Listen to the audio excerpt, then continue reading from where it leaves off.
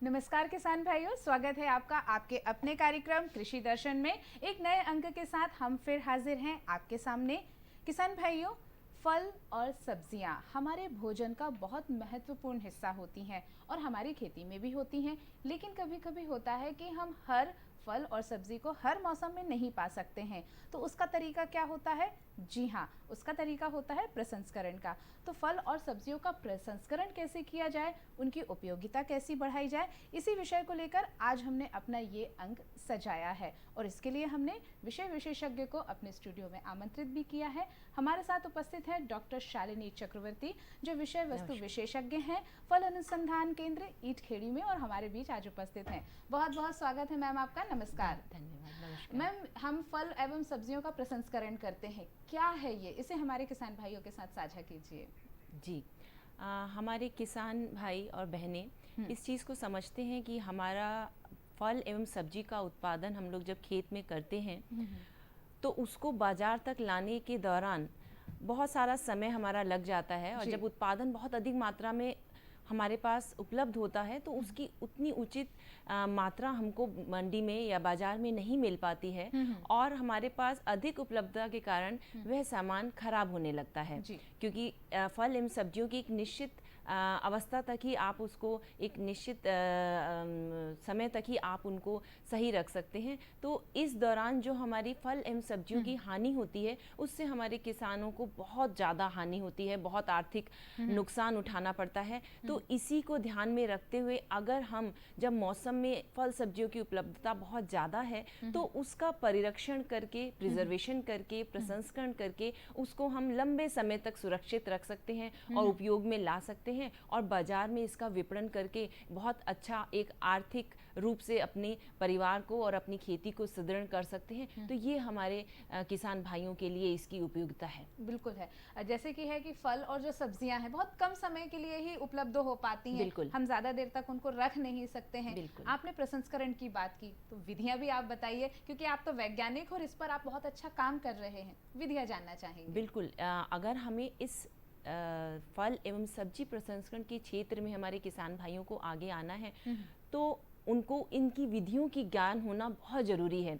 कुछ विधियां बहुत प्राचीनतम समय से प्रचलित हैं। हमारे दादी नानी द्वारा इन सब चीज़ों को गांव में पहले से किया जाता है, जैसे कि सुखाना, सुखाकर फल एवं सब्जी का परिरक्षण करना। तो ये विधि ऐसी है जो कि हमारे किसान बहनें जो हमारे ग्रामीण परिवारों से हैं वो पहले से इस विधि के बारे में जानती हैं। सुखाने की भी दो विधियां होती हैं, जैसे एक हम धूप में, पहले प्राचीनतम समय में तो धूप में ही सुखाया जाता था, पर अभी उसकी वैज्ञानिक विधि इस तरीके से है कि शुष्क या डिहाइड्रेटर जिसको हम बोलते हैं, ऐसी मशीनें हैं जो बहुत कम समय में फल सब्जियों को सुखा देती हैं। तो इस तरीके की मशीनों का ये फ़ायदा है कि इनसे बहुत कम समय में, जैसे जो काम हमारा 8 से 10 दिन में सूरज की रोशनी में होता था, सुखाया जाता था, वो बहुत कम समय में, जैसे कि 1 या 2 दिन के अंतराल पे हम इस फल सब्जियों को सुखा सकते हैं। साथ ही इन शुष्क या डिहाइड्रेटर द्वारा जो सब्जियां सुखाई जाती हैं उनका जो रंग होता है वो बहुत सूखने के बाद भी अच्छा बना रहता है, पकने में समय बहुत कम लेती हैं, और उनका जो उनके अंदर जो पोषक तत्व मौजूद हैं वो बने रहते हैं। और सबसे ज़्यादा ज़रूरी कि हमारा बहुत कम समय में बहुत स्वच्छ तरीके से, क्योंकि हम जब धूप में सुखाते हैं, सूरज की रोशनी में सुखाते हैं, खुले में सुखाते हैं, तो बहुत सारे जीव जंतु, मक्खी मच्छर, धूल मिट्टी का हमको भय रहता है। तो बहुत साफ सफाई से हम चीज़ों को नहीं सुखा पाते, जो कि हम डिहाइड्रेटर, जिसका कि इस समय बहुत सस्ता हमारे पास एक उपलब्ध है, सस्ता इसका उपाय कि हम सोलर ड्रायर जो होते हैं, जो सोलर पैनल से सोलर ड्रायर, जो कवर्ड ड्रायर होते हैं, जो सूरज की रोशनी से ही चलते हैं, बट उनके अंदर जो पंखे हैं वो सब सूरज की रोशनी से ऊर्जा लेकर चलाए जाते हैं। तो ये सोलर ड्रायर की बहुत सस्ते में आपका एक समय का ही बस कीमत उसमें लगती है, और आप पूरे समय इसको बिना किसी बिजली या ईंधन के सूरज की रोशनी से सोलर ड्रायर की मदद से सब्जियों और फल को सुखाकर बहुत आसानी से इनका परिरक्षण कर सकते हैं। आपने परिरक्षण शब्द का इस्तेमाल किया है और प्रसंस्करण भी बोल रहे हैं, तो ये परिरक्षण और प्रसंस्करण का क्या मतलब होता है, इसे थोड़ा अलग अलग बताएं। तो परिरक्षण और प्रसंस्करण एक तरीके से एक ही जैसे शब्द हैं, बस थोड़ी सी विधियों का हमारा अंतर ये हो जाता है कि परिरक्षण में हम इनको प्रिजर्व लंबे समय तक प्रिजर्व करते हैं, जिसके अंदर हमारा स्थायी परिरक्षण आता है।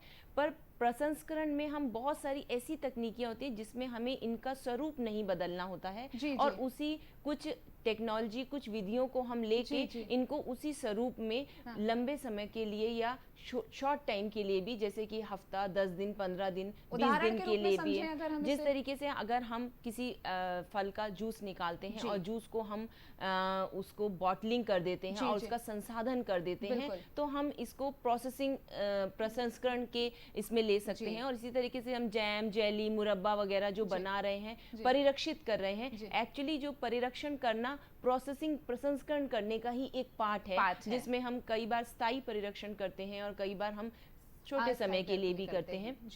तो इस तरीके से बहुत सारे केमिकल की विधियों से भी, जैसे कि हमारे परिरक्षित होते हैं, जिसमें कि मैं कुछ नाम अपने किसान भाइयों और बहनों को बताना चाहूंगी, आप नोट कर लीजिए। सोडियम मेटाबाइसल्फाइड, ये एक परिरक्षित है जो कि हमारे FSSAI, हमारे जो मानक हैं, हमारे देश ने मानक तय किए हैं खाद्य पदार्थों के परिरक्षित पदार्थ बनाने के लिए, उनके द्वारा स्वीकृत है। इसके साथ ही बेंजोइक एसिड है, सोडियम बेंजोएट है और एसिटिक एसिड, ये सब ऐसी चीज़ें हैं, ऐसे केमिकल्स हैं जिनका उपयोग करके हम अपने फल एवं सब्जियों को सुखाने के द्वारा भी और अलग तरीके से, जैसे हम जैम बना रहे हैं, जेली बना रहे हैं, उसका जूस बना रहे हैं, तो इन सब में अगर हम परिरक्षित का यूज़ करते हैं, परिरक्षित पदार्थों का, तब ये बहुत लंबे समय के लिए, जैसे 8 से 10 महीने के लिए इनकी लाइफ बढ़ जाती है। और हम अपने सामान को, जिस तरीके से बताया कि हम इन केमिकलों का नाम आपने बताया, इन केमिकलों से क्या हमारे स्वास्थ्य पे असर नहीं पड़ेगा?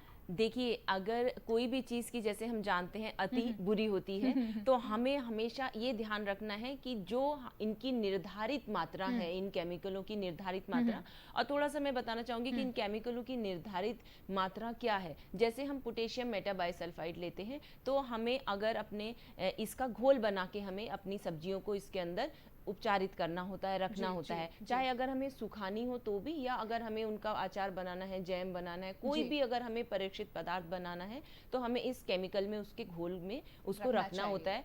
तो हरी पत्तेदार सब्जियों के लिए 0.5% का घोल हमें तैयार करना है सोडियम मेटाबाइसल्फाइड का, और उसमें 3 मिनट के लिए हमें उनको उपचारित रखना है, रख के छोड़ देना है, और उसके बाद निकाल के सुखा देना है, या उसका और जो भी पदार्थ हमें बनाना है हम कर सकते हैं। इसी तरीके से अगर हम गाजर लेते हैं, या गाजर जैसी कोई और सब्जी, हमारे पास गाजर, मूली, गोभी, इस तरीके की कोई भी सब्जी अगर हम लेते हैं, तो हमें 0.125 मतलब बहुत कम प्रतिशत, आप समझ रहे हैं कि 100 ml का अगर हम घोल बनाएंगे, तो उसमें हमें 0.1 ग्राम हमें मटेरियल इसका डालना है। बिल्कुल, किसान भाई इस बात का बहुत अच्छी तरीके से ध्यान रखें कि जो केमिकल्स बताए जा रहे हैं उनकी अनुशंसित मात्रा, बिल्कुल अनुशंसित मात्रा ही उपयोग में लानी है, और नहीं तो ये स्वास्थ्य के लिए केमिकल्स हमेशा ही खतरनाक होते हैं, पर अगर हम इनकी सेफ लिमिट, इनकी अनुशंसित मात्रा को इस्तेमाल करते हैं, तो ये हमारे लिए कभी भी नुकसानदायक नहीं होंगे। बिल्कुल, आपने अभी फल और सब्जियों के लिए बताया प्रसंस्करण का, क्या इसमें कुछ हमें यंत्रों की भी आवश्यकता होती है, उसके बारे में भी जानकारी दीजिए। बिल्कुल, अगर हमारे किसान भाई इसको उद्योग के रूप में लेते हैं, कभी कभी हम जो ये चीज़ें करते हैं, पहले हम अपने घरों के हिसाब से करते, पर अगर अब समय आ गया है, हमारे पास इतना उत्पादन है, और बड़े गर्व का विषय है कि हमारा देश फल एवं सब्जी प्रसंस्करण में अग्रणी देश है, विश्व में इसका स्थान जो है दूसरा है अगर हम सारा खाद्य उत्पादन को लें, तो हमारे किसान भाइयों को इस क्षेत्र में आगे आने की बहुत ज़्यादा आवश्यकता है। और इसके साथ ही जरूरी है कि जब वो इसको उद्योग के रूप में लेते हैं, तो इसमें मशीनरी के बगैर, छोटी छोटी मशीनों के बगैर, जैसे अगर हम आलू का चिप्स उत्पादन की बात करें, किसान भाइयों के पास आलू हैं और आलू का चिप्स उत्पादन उन्हें करना है, तो इसके लिए हम एक आलू छीलक यंत्र, जिसमें कि आलू की छिलाई होगी, आलू का चिप्स बनाने का यंत्र, और हमारे पास, जैसे मैंने भी आपको बताया कि सोलर ड्रायर, जो सौर शुष्कक होते हैं, उसका उपयोग करके वो बहुत आसानी से एक दिन में वो जितने 2, 3, 4 कुंटल का भी उत्पादन चिप्स का कर सकते हैं। पर अगर इसी को वो हाथ से करेंगे तो बहुत समय लगेगा। इसी तरीके से अगर ये टमाटर का सॉस वगैरह बनाने में कोई किसान भाई आगे आते हैं, तो उन्हें एक छोटा पल्पर लेना पड़ेगा, जिससे टमाटर का पल्प निकाला जा सके, और उसके साथ और एक जैकेटेड केटल रहता है जिसके अंदर उसके पानी को इवेपोरेट किया जा सके। इस तरीके से कुछ यंत्र हैं जो इसके लिए काम आते हैं। ऐसे ही जैम जेली में भी किसान भाइयों को गूदा निकालने वाली मशीन का उपयोग करना पड़ेगा। तो बहुत सारे ऐसे या छोटे छोटे यंत्र बाजार में उपलब्ध हैं जिनकी मदद से वो एक छोटा उद्योग अपने गांव में रह के ही, अपने घर पे रह के ही शुरुआत कर सकते हैं और आर्थिक रूप से अपना सुदृढ़ हो सकते हैं। मैम, हम आपसे चर्चा आगे भी जारी रखेंगे, लेकिन कार्यक्रम में अभी वक्त है एक अंतराल का, बस अभी उपस्थित हुए।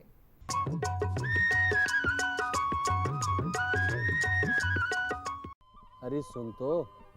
मुझे क्या सुनाना चाहते हो? जो सुनाओ मेरी सौतन को। किसको? अरे वही तुम्हारा मोबाइल फोन जिससे सुबह शाम दिन रात चिपके रहते थे और कहते थे किसान कॉल सेंटर से बातें हो रही हैं। अच्छा ये बात है। हाँ, क्यों, क्या हुआ? अब बात नहीं होती क्या? अब तो झट से बात हो जाती है। संबंधी समस्याओं का अपनी भाषा में तुरंत हल पाने के लिए पूरे भारत में किसी भी फोन से हेल्पलाइन नंबर पर संपर्क करें। किसानों का दोस्त किसान कॉल सेंटर।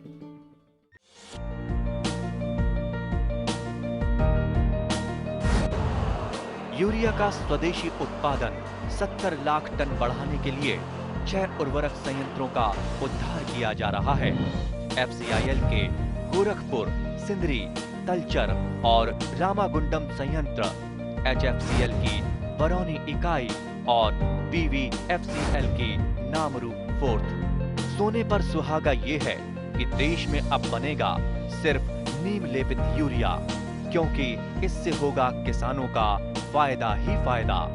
अनाज का उत्पादन 10% तक बढ़ेगा। बढ़ेगी 10 से 15% नाइट्रोजन क्षमता।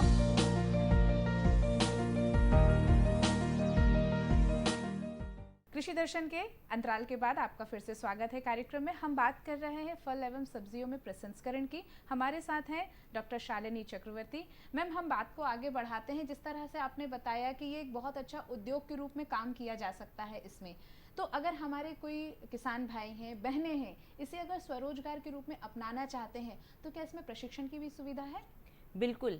किसी भी कार्यक्रम को अगर आपको उद्योग के रूप में किसी भी कार्य को लेना है तो आपको उसमें पारंगत होना बहुत जरूरी है। आपको उसकी पूरी जानकारी होना बहुत जरूरी है, अन्यथा आप असफल हो सकते हैं। तो इसलिए मैं किसान भाइयों और बहनों से कहूंगी कि ऐसे बहुत सारे राज्य सरकार के विश्वविद्यालय के ऐसे बहुत सारे सेंटर हैं, ऐसे बहुत सारे केंद्र हैं जहां पर फल एवं सब्जी परिरक्षण प्रसंस्करण की ट्रेनिंग दी जाती है। और जब भी वे इस क्षेत्र में आए तो एक प्रॉपर ट्रेनिंग लेके आए जिससे उसका थोड़ा वैज्ञानिक विधियों की जानकारी हमारे किसान भाइयों को हो, तो वो कोई भी बिजनेस जो उद्योग को आगे बढ़ाएंगे तो एक सफलता प्राप्त करेंगे। इस चीज़ का सुनिश्चित करना बहुत जरूरी है। इसके साथ ही प्रशिक्षण के साथ साथ एक चीज़ जो बहुत ज़रूरी है, भारत सरकार द्वारा ये एकदम निर्धारित कर दिया गया है कि हम छोटे से छोटा कोई भी खाद्य उद्योग अगर लगाते हैं तो उसके लिए हमको लाइसेंस की जरूर है। और इस समय लाइसेंस लेने की प्रक्रिया बहुत ही सिंपल हो चुकी है। बहुत एक छोटे से आवेदन के साथ उनका रजिस्ट्रेशन हो जाता है और उनको एक रजिस्ट्रेशन नंबर मिल जाता है और वे अपना उद्योग स्थापित कर सकते हैं। तो किसान भाई अगर इस क्षेत्र में आए तो बिना लाइसेंस और बिना प्रशिक्षण के वो ना आए, ये दोनों चीज का बहुत ध्यान रखें तो आपका जो उद्योग है वो भली भांति बनेगा, बहुत अच्छे आगे बढ़ जाएंगे। आप वस्तु विशेषज्ञ हैं, फल एवं प्रसंस्करण में आपने बहुत अच्छा काम किया है। हमारे जो किसान भाई हैं विचार कर रहे हैं कि इस व्यवसाय में आना है, वो किन बातों का ध्यान रखें और क्या इसमें आगे और स्कोप है, इसके बारे में बताएं किसान भाइयों को। जी, जैसा कि हम जानते हैं हमारे देश में उत्पादन फल सब्जी का बहुत अच्छा हो रहा है और सबसे पहले अगर इस उत्पादन को हानि, जो इतना बढ़ा हुआ उत्पादन है, इसकी हानि को रोकना है तो हमारे कृषक भाइयों को आगे आना बहुत ज़रूरी है। इसमें आगे बहुत संभावनाएं हैं कि हम अभी तक हम कच्चा फल सब्जी को निर्यात कर रहे थे और देशों में, क्योंकि हमारे यहाँ उत्पादन बहुत अधिकता है। लेकिन अगर हम इस उद्योग में आगे आते हैं तो हमारे किसान भाई अपने प्रसंस्कृत फल एवं सब्जियों को भी निर्यात कर सकते हैं और बहुत अच्छी मुद्रा जो है वो उससे कमा सकते हैं, जो कि वो कच्चे माल से उतना नहीं कर पाते थे क्योंकि कच्चे माल की लाइफ बहुत कम होती है। ब्रांड भी ले सकते हैं नाम। और अपने इसके साथ जब वो इस क्षेत्र में आते हैं और उनका उत्पाद को एक ब्रांड नेम देना बहुत ज़रूरी है। एक अपना ब्रांड, जैसे जिस भी ब्रांड से वो चाहते हैं कि हमारा ये सामान प्रचलित हो, तो उसका ब्रांड नेम लेना बहुत ज़रूरी है। लाइसेंस की हमने बात आपको की ही। इसके साथ अपने सामान की उचित गुणवत्ता को बनाना, ध्यान में रखना उनके लिए बहुत ज़रूरी है, क्योंकि जब हम छोटे स्केल पे या अपने घर के लेवल पे बनाते हैं तो एक बार को अगर हमारी गुणवत्ता बिगड़ जाती है तो हमें कोई हमारे उस पे व्यवसाय पे असर नहीं पड़ेगा, हम उसको सुधार सकते हैं। पर बाजार में जब आप सामान को उतार रहे हैं तो आपको इस चीज़ का बहुत ध्यान रखना है कि आपका जो सामग्री है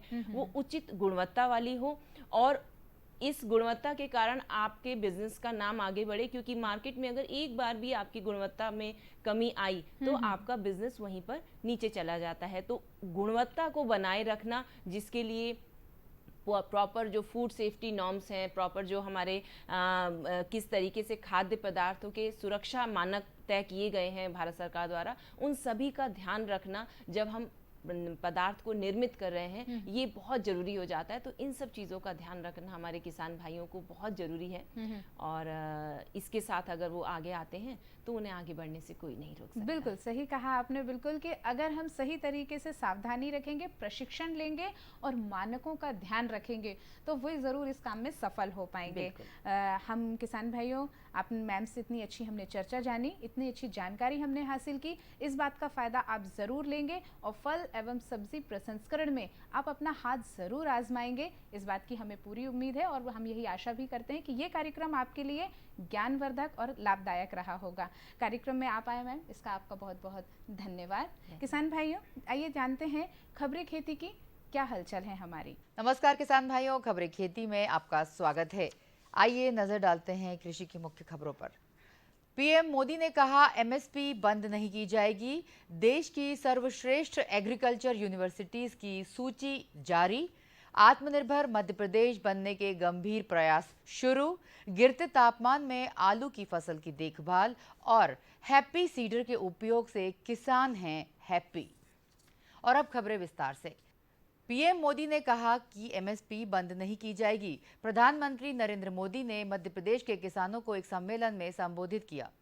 भाषण में प्रधानमंत्री ने किसानों को विश्वास दिलाया। सरकार किसानों की वर्तमान में सबसे बड़ी चिंता को खत्म करते हुए आश्वासन दिलाया कि फसलों का न्यूनतम समर्थन मूल्य एमएसपी को बंद नहीं किया जाएगा।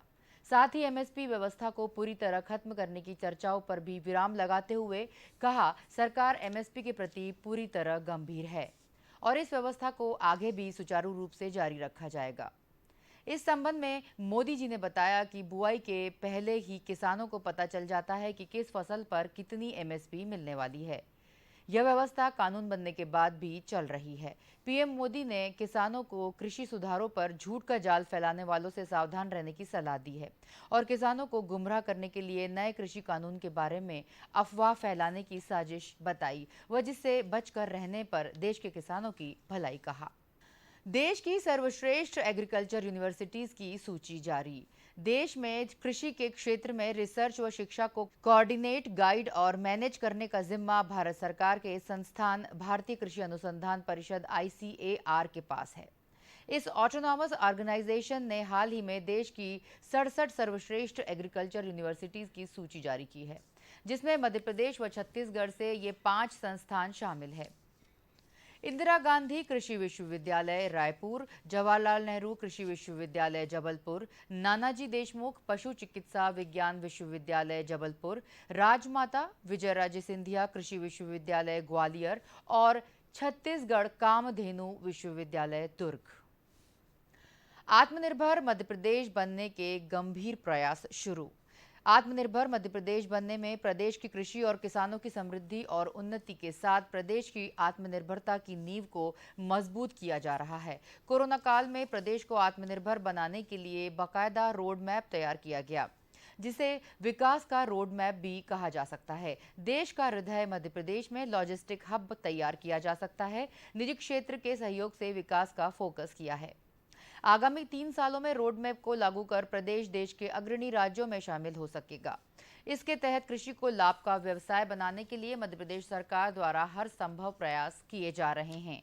कम लागत में अधिक उत्पादन, उपज का सही दाम, आधुनिक सिंचाई सुविधाएं, कृषि इंफ्रास्ट्रक्चर और खेती में आधुनिक तकनीकों का उपयोग सुनिश्चित कर किसानों के जीवन में समृद्धि और खुशहाली लाना सर्वोच्च संकल्प किया गया है। माना जाता है देश प्रदेश को आत्मनिर्भर बनाने के लिए और बनने के लिए किसानों और कृषि की उन्नति जरूरी है। खेती के लिए भी यह बहुत जरूरी है। सिंचाई की समुचित व्यवस्था और इस दिशा में मध्य प्रदेश में प्रयास लगातार जारी है। प्रदेश सरकार, विभिन्न विभाग और निजी कंपनियां मिलकर लगातार योजनाएं बनाकर क्रियान्वित कर रही हैं ताकि खेतों तक पानी सुलभता से पहुंचे। इस दिशा में प्रदेश में पिछले 8 महीनों में लगभग 8,000 करोड़ रुपए से अधिक की 7 सिंचाई परियोजनाओं को स्वीकृति दी गई है।